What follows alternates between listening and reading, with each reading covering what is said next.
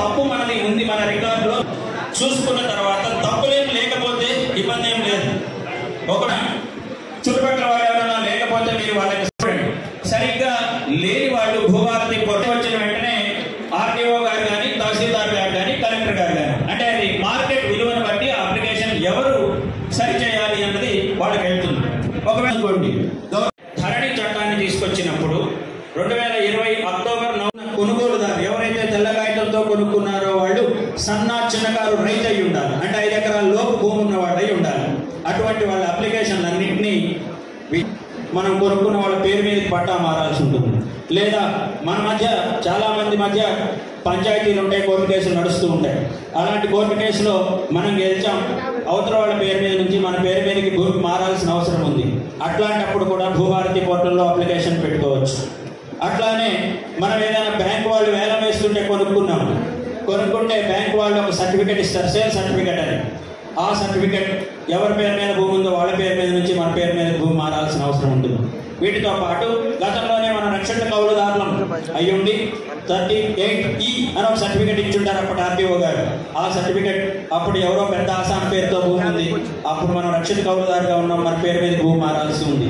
ఇటువంటి వాటి అన్నిటి విషయంలో మనం భూభారతి పోర్టల్లో అప్లికేషన్ పెట్టుకుంటే ఆర్టీఓ గారు ఆ అప్లికేషన్ని పరిశీలించి విచారించి రెవెన్యూ రికార్డుల్ని చూసి మోకా పరిశీలన అవసరమైతే చేసి తగిన నిర్ణయం తీసుకుంటారు. అంటే పట్టాదారు ఎవరి పేరు మీదకి అయితే భూమి మారాలో వాళ్ళ పేరు మీదకి భూమిని మారుస్తారు. మళ్ళీ ఒకవేళ ఇక్కడ కూడా ఆర్టీఓ గారు నిర్ణయం తీసుకున్నారు, ఆ నిర్ణయాన్ని అంటే నోటీస్ ఇచ్చే చేస్తారు ప్రతి సందర్భంలోనూ. ఆ నిర్ణయం తీసుకున్నది మనకి నచ్చకపోతే మళ్ళీ ఆర్టీఓ గారి నిర్ణయం మీద ఇందాక చెప్పినట్లు 2 అంచెల అప్పీల్ వ్యవస్థ ఉండనే ఉంది మనకు న్యాయం చేయడం కోసం. ఈ అప్పీళ్లు, ఈ లాయర్లు ఇదంతా మనకు కష్టం అనుకుంటే ప్రభుత్వం ఈ చట్టంలో తెచ్చిన ఈ దేశంలో మొట్టమొదటి వెసులుబాటు ఇది. ఈ చట్టం ప్రకారం ఏంటి అంటే భూమి విషయంలో ప్రభుత్వాలు చేస్తున్న మొట్టమొదటిది ఇదే. ఉచిత న్యాయ సహాయాన్ని కూడా అందించే ప్రయత్నం చేస్తుంది ప్రభుత్వం, పేదవాళ్ళకి అనుకూలంగా ఉండే మార్పిడి. ఇక మన ఇంటి పెద్ద చనిపోయారని అనుకుందాం, వారసులందరికీ ఆ భూమి మీద హక్కు ఉంటుంది. కానీ ఇప్పటి వరకు ఉన్న ధరణిలో వారసులు 5 ఉన్నారు, కానీ 1-2 ఊళ్ళో ఉంటారు, మిగిలిన వాళ్ళు ఎక్కడో హైదరాబాద్లో వేరే పనులు చేసుకుంటూ ఉంటారు అనుకుందాం. వాళ్ళకి తెలియకుండానే ఈ ఊళ్ళో ఉన్న 2 నాన్న పేరు మీద నుంచో లేకపోతే అమ్మ పేరు మీద నుంచో అంటే ముందున్న పట్టాదారు నుంచి పేరు మార్చుకోవాలని చెప్పి ధరణి పోర్టల్లో స్లాట్ బుక్ చేసుకున్నారు. వాళ్ళిద్దరే జాయింట్ అగ్రిమెంట్ ఇచ్చారు.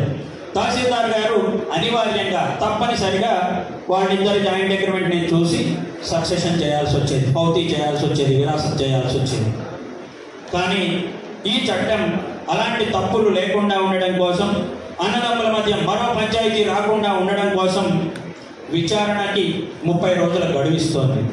అంటే తహసీల్దార్ 30 రోజుల లోపు ఎవరెవరైతే వారసులు ఉన్నారో వాళ్ళందరి వివరాలు, వాళ్ళకున్న మోకా వివరాలు కనుక్కొని పరిశీలించి విచారించి మ్యూటేషన్ పూర్తి చేస్తారు, సక్సెషన్ పూర్తి చేస్తారు. మరి 30 రోజులు అని చెప్పి 300 రోజులు చేస్తే మరి అది తలనొప్పి. అందుకని చట్టం ఏం చేస్తుందంటే 30 రోజుల గడువు దాటిపోతే ఎవరు అప్లికేషన్ పెట్టుకున్నారో వాళ్ళ పేరు మీదకి ఆటోమేటిక్గా ఆ సక్సెషన్, ఆ భూమి తండ్రి పేరు మీద నుంచి అంటే చనిపోయిన పట్టాదారు పేరు మీద నుంచి ఎవరు అప్లికేషన్ పెట్టుకున్నారో వాళ్ళ పేరు మీదకి మ్యూటేషన్ అయిపోయే విధంగా ఏర్పాటు చేశారు.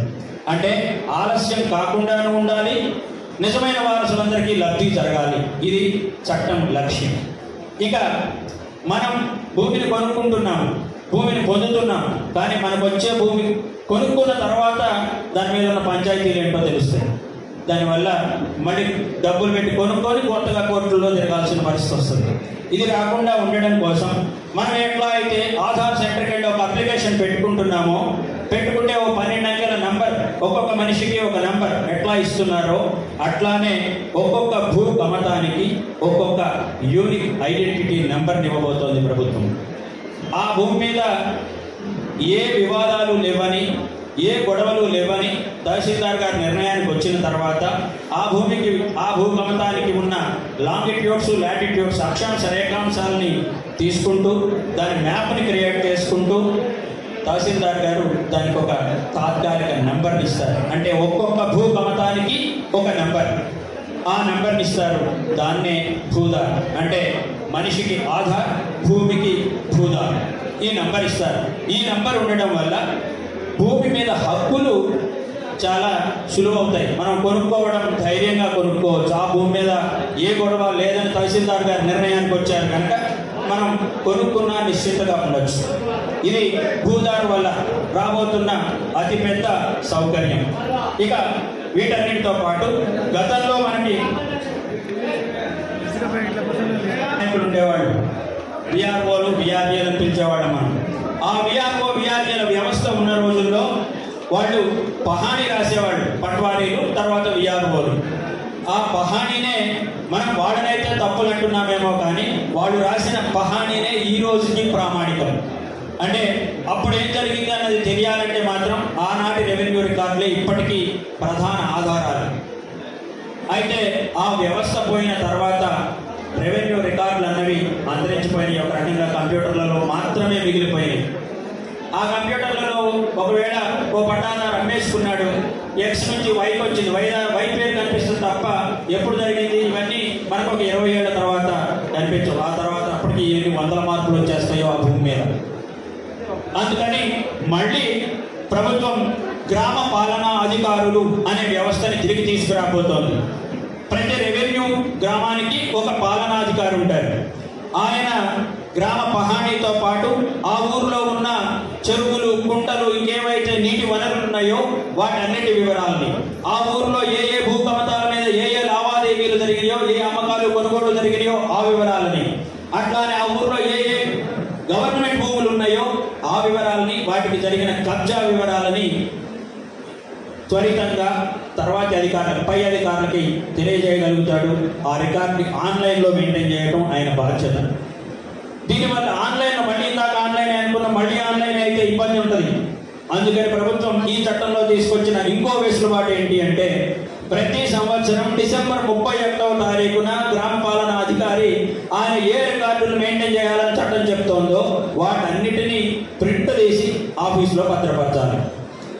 ఈ ఆఫీసులో భద్రపరిస్తే మనకేంటి ప్రయోజనం? ఇందాక మనం అనుకున్నాం, ఒక 20 ఏళ్ల తర్వాత ఓ 10వ సర్వే నెంబర్లో ఈరోజు ఎల్ఐనే పట్టాదారు ఉన్నాడు.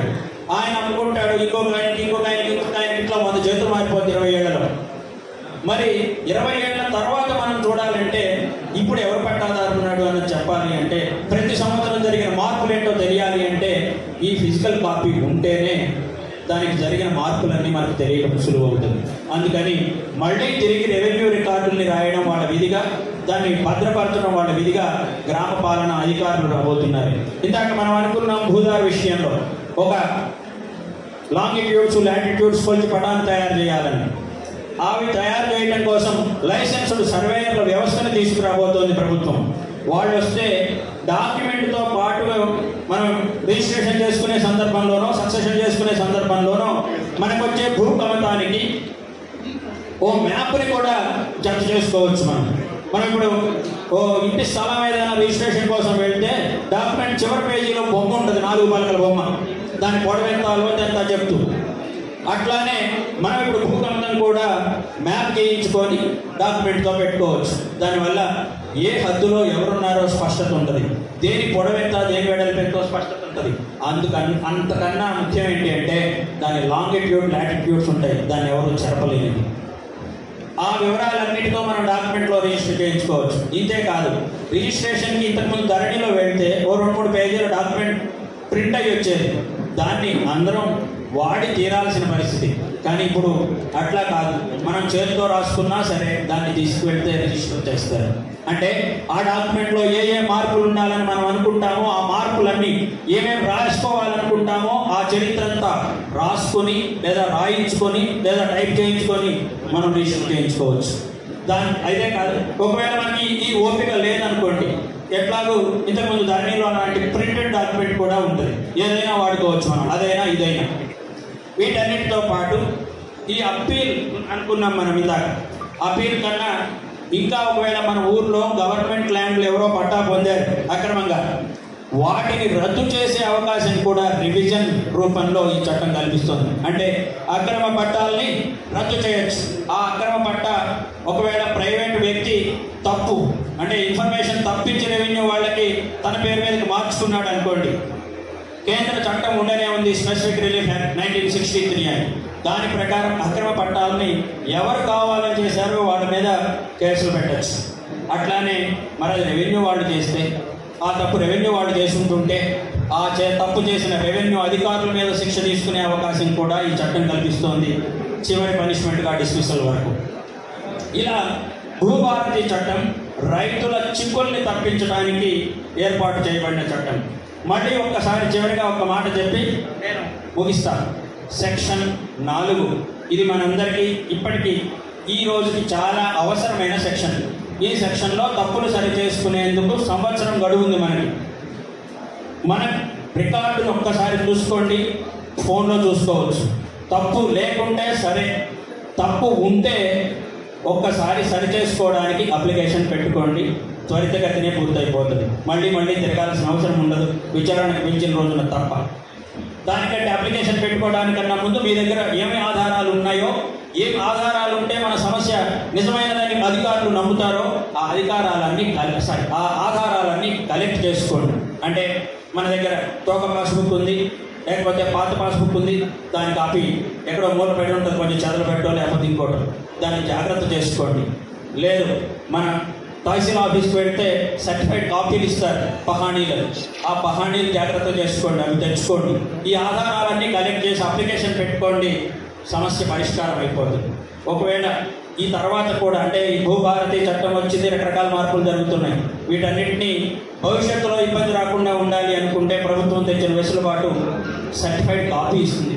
2014-13 ఆ ప్రాంతంలో మీ సేవకి వెళ్ళి ఓ 10 రూపాయలతో కడితే వాళ్ళు ఆన్లైన్లో మనకి ఇప్పుడు ఇన్కమ్ సర్టిఫికేట్, క్యాస్ట్ సర్టిఫికేట్ ఇచ్చినట్టే తహసీల్దార్ గారి డిజిటల్ సిగ్నేచర్తో సర్టిఫైడ్ కాపీ ఇచ్చేవాడు.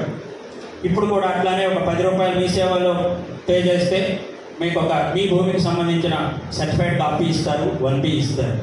ఈ అవకాశాలన్నింటినీ మనం వినియోగించుకుంటూ మన ఇబ్బందుల్ని తప్పించడమే ఈ చట్టం ప్రధాన ఉద్దేశం కనుక వాటన్నిటినీ వాడుకుంటూ సంవత్సరం లోపే మన అందరి ఇబ్బందులు తొలగిపోవాలని ఆశిస్తూ, తొలగిపోతాయని కూడా భావిస్తూ ఈ అవకాశం ఇచ్చిన అధికారులకు ధన్యవాదాలు తెలియజేస్తాను. క్లియర్గా మీ అందరూ కూడా వివరించడం జరిగింది.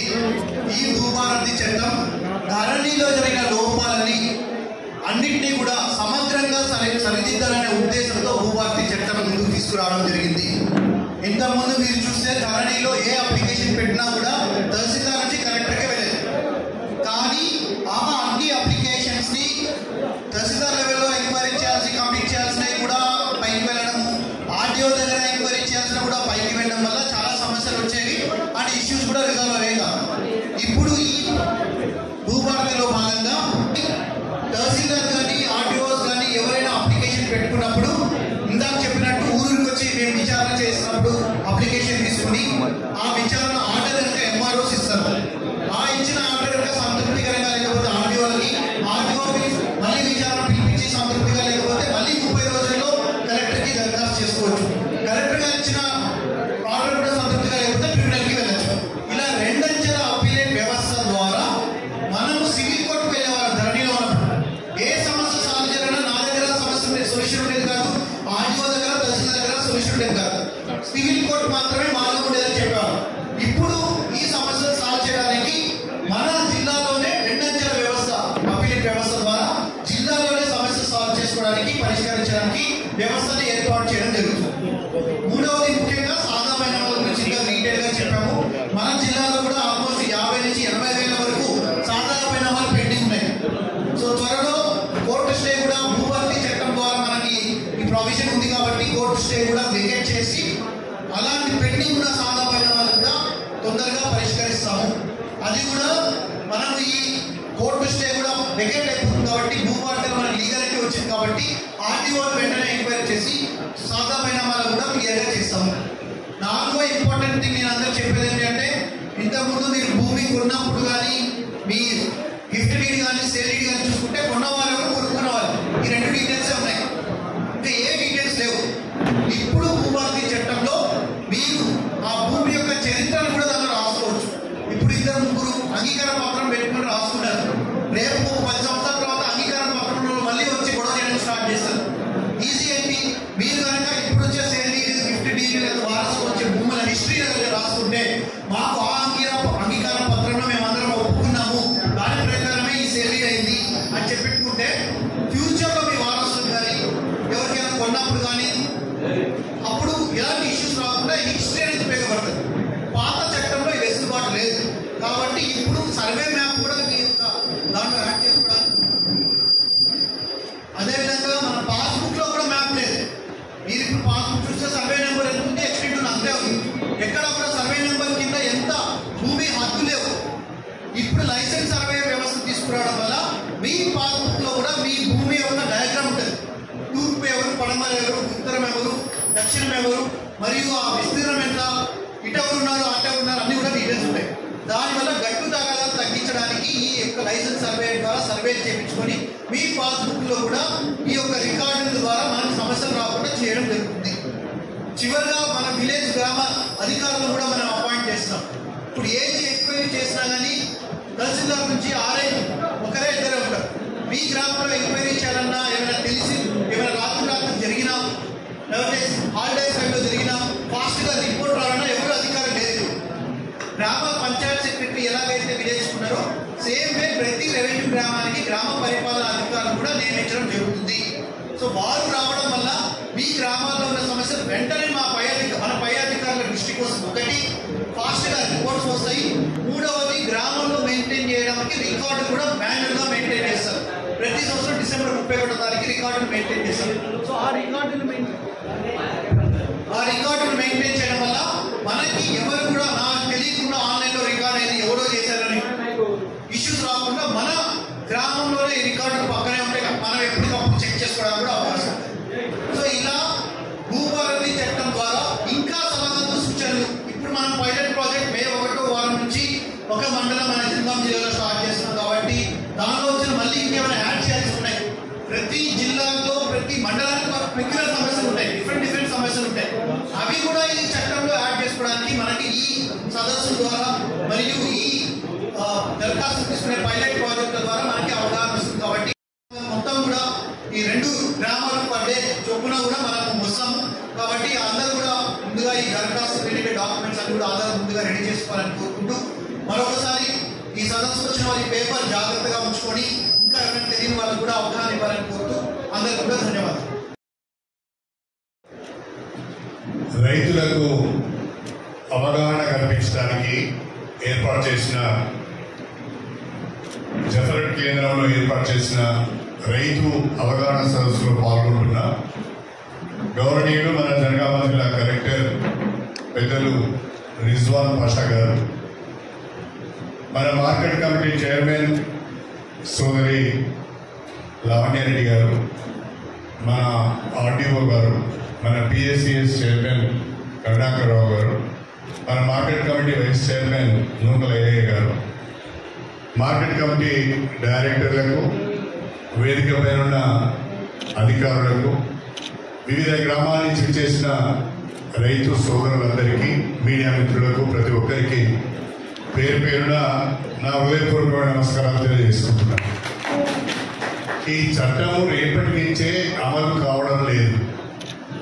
ముందుగా ఈ చట్టాన్ని ప్రజల్లోకి బలంగా తీసుకువెళ్లాలని, రైతులకు దీనిపైన అవగాహన కల్పించాలని, రైతుల నుంచి ఈ చట్టానికి ఇంకేమైనా సలహాలు, సూచనలు కనుక వస్తే వాటిని కూడా స్వీకరించి జూన్ 2, 2025 నుంచి గ్రామాలకు అధికారులే వచ్చి రైతుల నుంచి వాళ్ళకి సంబంధించిన సమస్యలపైన దరఖాస్తులు తీసుకొని పరిష్కరించే అవకాశం ఉన్నది. కాబట్టి అవగాహన కల్పించడానికి రాష్ట్ర వ్యాప్తంగా అన్ని మండల కేంద్రాలలో అవగాహన సదస్సులు నిర్వహించుకుంటున్నాం.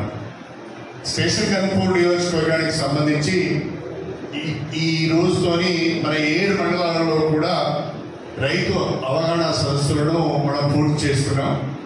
చాలా అమూల్యమైన సమాచారం రైతుల దగ్గర నుంచి వస్తున్నది. అదంతా కూడా మేము తీసుకొని రాష్ట్ర ప్రభుత్వానికి నివేదించి ఆ సమస్యలు కూడా పరిష్కరించే విధంగా ప్రయత్నం చేయాలన్నదే రాష్ట్ర ప్రభుత్వం యొక్క ఆలోచన. ఇంతకుముందు మాట్లాడిన మన డిప్యూటీ తహసీల్దార్ గారు చాలా విషయాలు చట్టానికి సంబంధించిన అనేక సెక్షన్లు క్లాసుల గురించి చాలా వివరంగా చెప్పారు. రికార్డ్ ఆఫ్ రైట్స్ అంటాం. రికార్డ్ ఆఫ్ రైట్స్ అంటే ఏంటి? రికార్డ్ ఆఫ్ రైట్స్ అంటే భూమి హక్కుల రికార్డ్ అని మనం అనుకోవాలి. భూమి హక్కుల రికార్డు ఏ రూపంలో ఉంటుంది? పాస్బుక్ రూపంలో ఉంటుంది. రికార్డ్ ఆఫ్ రైట్స్ తెలుగులో భూమి హక్కుల రికార్డు అంటాము. ఆ భూమి హక్కుల రికార్డు పాస్బుక్ రూపంలో ఉంటుంది.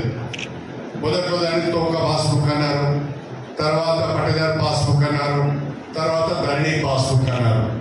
ఈ రకంగా చట్టం మారినప్పుడల్లా పాస్బుక్ పేరు కూడా మారుతూ వచ్చింది తప్ప ఆ పాస్బుక్ లో రైతుకు సంబంధించిన పూర్తి భూమి హక్కులకు సంబంధించిన వివరాలు పొందుపరచబడతాయి.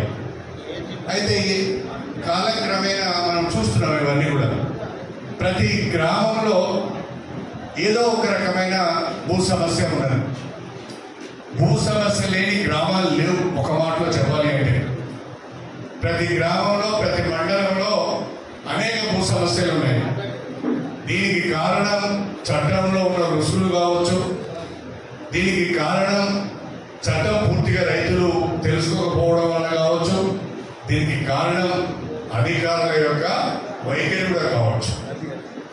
ఇవన్నీ కలిసి సమస్యలు రోజు రోజుకు పెరిగిపోతున్న క్రమంలో ఈ భూ సమస్యలకు పరిష్కారం చెప్పాలనే ఉద్దేశంతో ధరణి ద్వారా కొత్తగా వచ్చిన సమస్యలు పరిష్కరించుకోవడానికి ఇప్పటివరకు ఉన్న అన్ని చట్టాల కంటే ఒక మెరుగైన చట్టాన్ని రూపొందించాలని ఆలోచించి నిపుణులతో చర్చించి ఇవాళ భూభారతి చట్టాన్ని తీసుకొచ్చింది.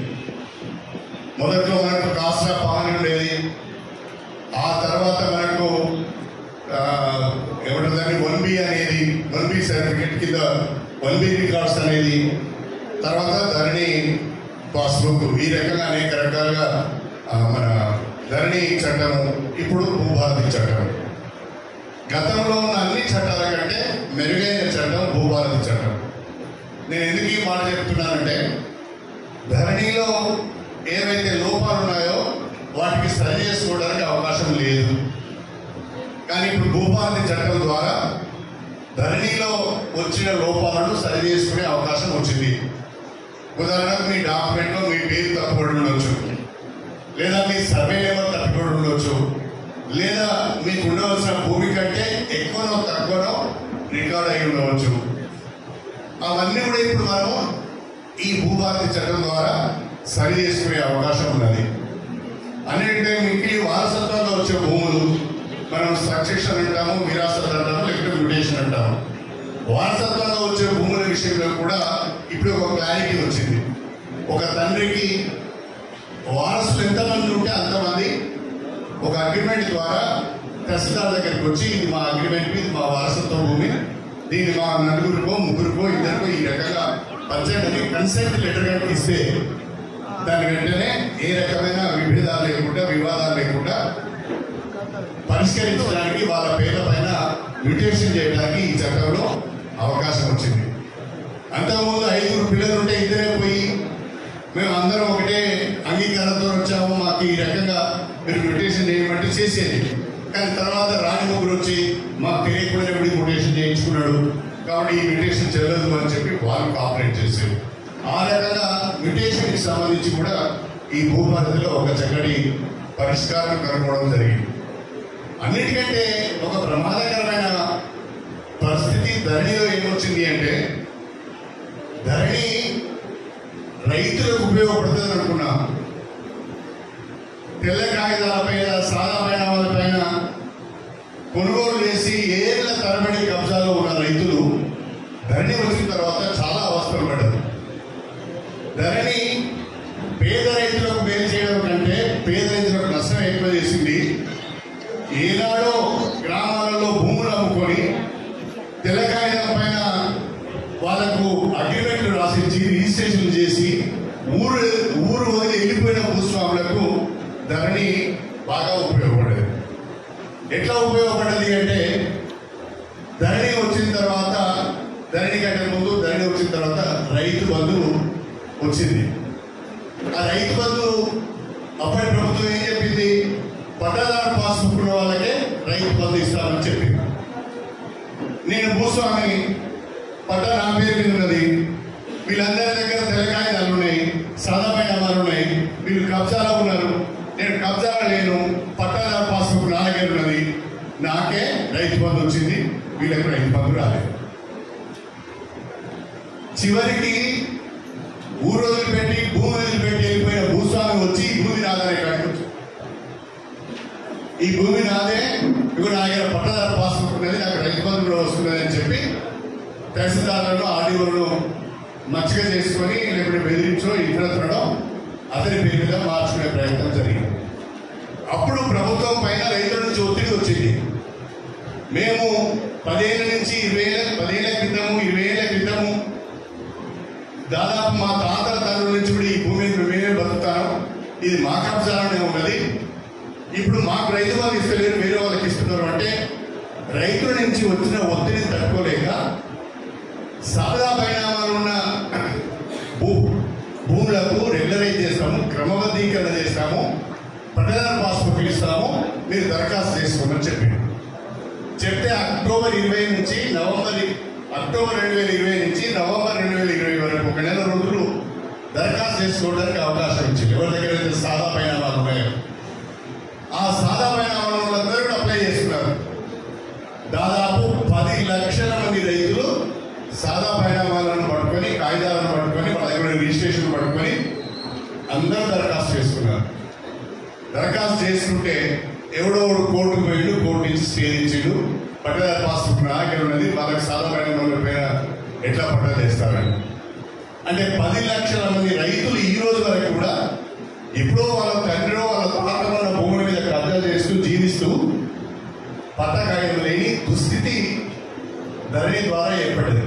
ఇప్పుడు భూభారతిలో ఇప్పుడు ఈ కొత్త చట్టంలో ఈ భూభారతిలో ఎవరైతే అక్టోబర్ 2020 నుంచి నవంబర్ 2020 వరకు 1 నెల రోజుల కాలంలో ప్రభుత్వము ఇచ్చిన అవకాశాన్ని ఉపయోగించుకొని దరఖాస్తు చేసుకున్న 10 లక్షల మంది రైతులు ఉన్నారో ఆ 10 లక్షల మంది రైతుల యొక్క దరఖాస్తులను పరిశీలించి పంచనామా చేసి ఆ సాదా పరిణామాలకు సంబంధించిన వాళ్ళందరికీ కూడా భూభారతి ద్వారా పట్టా పాస్బుక్ ఇవ్వబోతున్నామని చెప్పి ఖచ్చితమైన హక్కులు వాళ్ళకు కల్పించబోతున్నాం. ఇది ఈ భూభారతిలో ఉన్న ఒక గొప్ప విషయం అని చెప్పి మీ అందరికీ సవినయంగా తెలియజేస్తున్నాం. ఇక రెండవది, దాదాపు మన రాష్ట్రంలో ఒక 18 లక్షల ఎకరాల భూములకు అన్ని పార్ట్ బిలో పెట్టేశారు.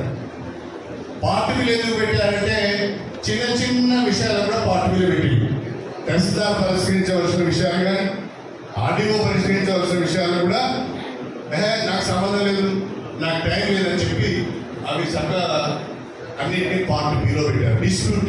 డిస్ప్యూట్ దాంట్లో పెట్టేస్తారు. అట్లా 18 లక్షల ఎకరాలు ఉన్నది అంటే దాదాపు 5-6 లక్షల మంది రైతులు ఉన్నారు.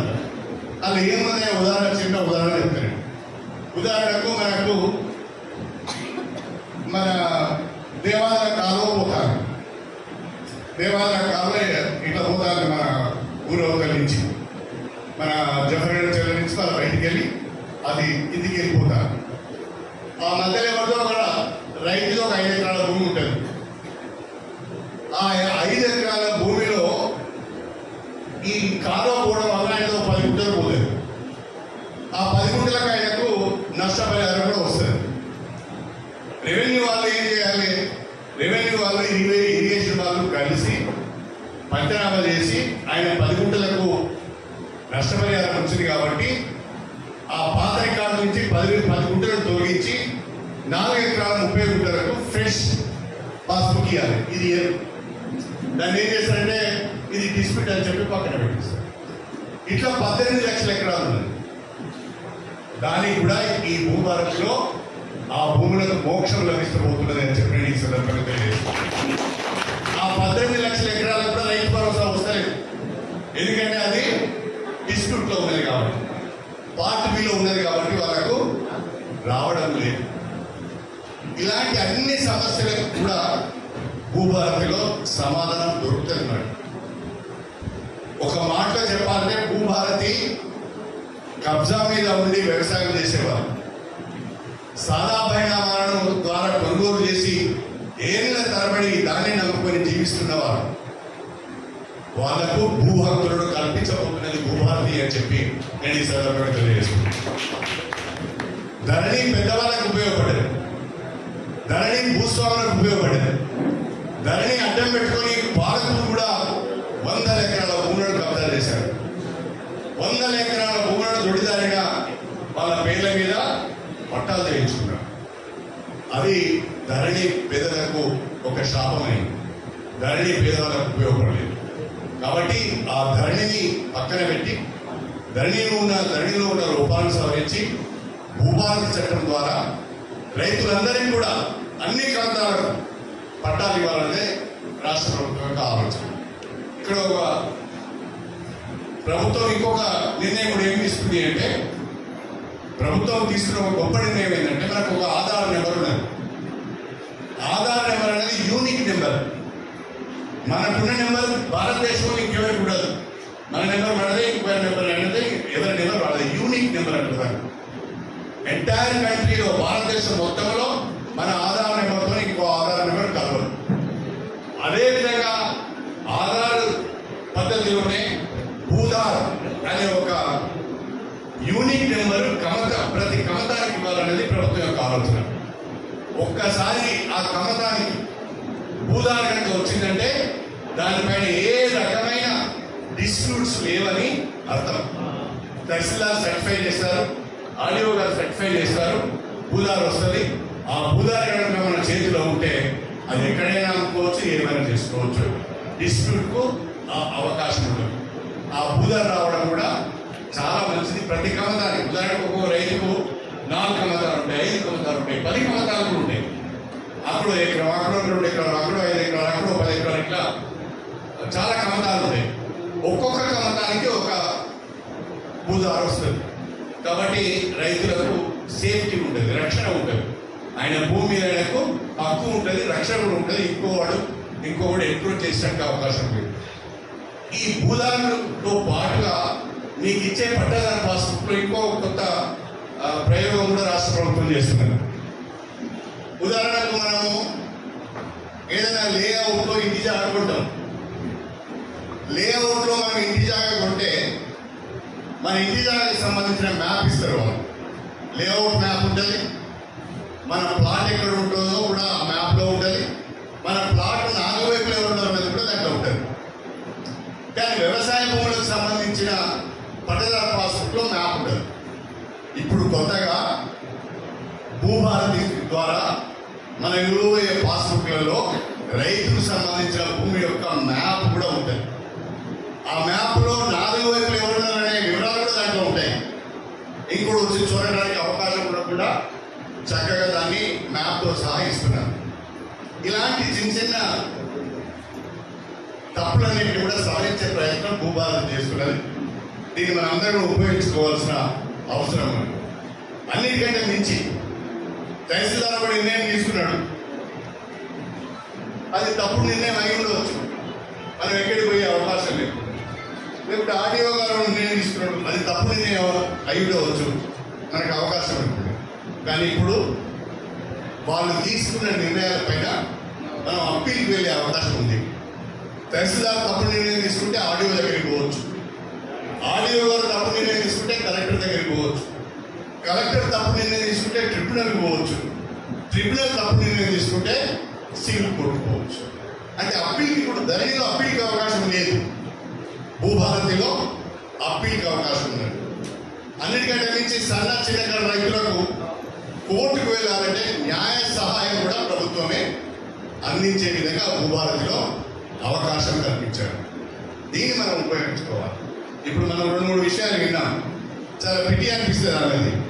ఎప్పుడో 2007లో కొనుక్కున్నది, ఇవాళ 2000 అంటే 2025, 18 సంవత్సరాలు అయింది. వాస్తవంగా ఒక చట్టం చెప్తున్నది 12 సంవత్సరాల కంటే ఎక్కువ రోజులు కబ్జాలో ఉండి తన అధీనంలో ఉంటే అది ఆయన పట్టా ఇవ్వచ్చు అని. కానీ 18 సంవత్సరాలకి దిక్కు లేదు, మొక్కు లేదు.